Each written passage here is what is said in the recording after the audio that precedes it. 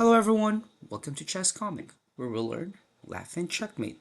Today, we're looking at an advanced Sicilian trap, the Scheveningen Variation, inspired by Judit Polgar, the greatest female chess player of all time, who defeated world champions like Vishy Anand, Garry Kasparov, Magnus Carlsen, and I can still name more.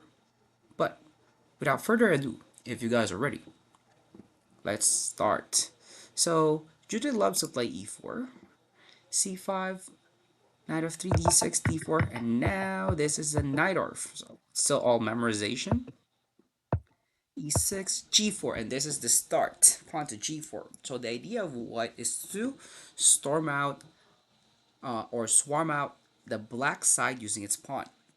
And black plays e5. Knight to open up the bishop's diagonal and attack the g4 pawn, in which the knight is somewhat forced to move to f5. Then after, black plays g6. Black wants the knight to be moved so that the bishop and the knight can capture the pawn on g4. So instead of moving the knight, white plays g5, a counterattack.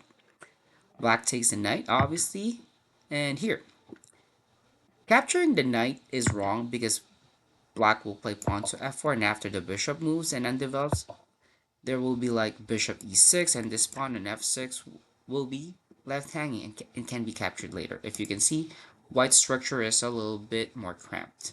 So let's go back. So after black plays g6 f5, the correct move for white is e takes f5. And then now the knight is under attack, in which for the main line, where it is an advanced preparation for elite players, the correct move is pawn to d5, just giving up the knight, and we can tackle that to our next video. But let's try to look what happens if the knight goes back. So the most logical move for this knight is to go back on d7, of course. Going back to g8 is like doing nothing or didn't move anything at all. h5, g4 can be captured, including on e4 it can be captured. So d7 is the most logical move. And now white plays queen h5, threatening to play bishop c4 with a strong attack. So let's just play random moves. So if black plays knight c6 to develop, white plays bishop to c4, threatening. And then what if black plays queen e7 to defend? There will be knight to d5. And then queen goes back, and there will be knight f6, discovered attack, threatening to capture f7. If queen takes, black is just lost. Now let's go back. Back. So after bishop c4, maybe black will try to play something like queen a5 to give his king escape route. And don't forget, white is down by material. White is down by a knight that was sacrificed on f5. So here, white can castle or even capture. It doesn't really matter. Although f7 can be captured anytime. That's why it's much better for white to long castle. King d8. So black is giving his king escape route. But knight d5, no, you can't run away, Mr. Black King. And then black would really want to give a space or escape route for his king.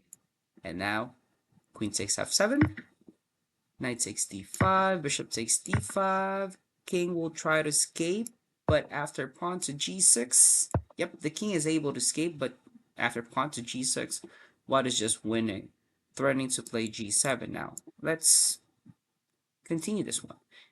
H takes, F takes, the threat is g7. If black would want to move his bishop out, white will just simply take, rook takes, then g7. Promotion is unstoppable.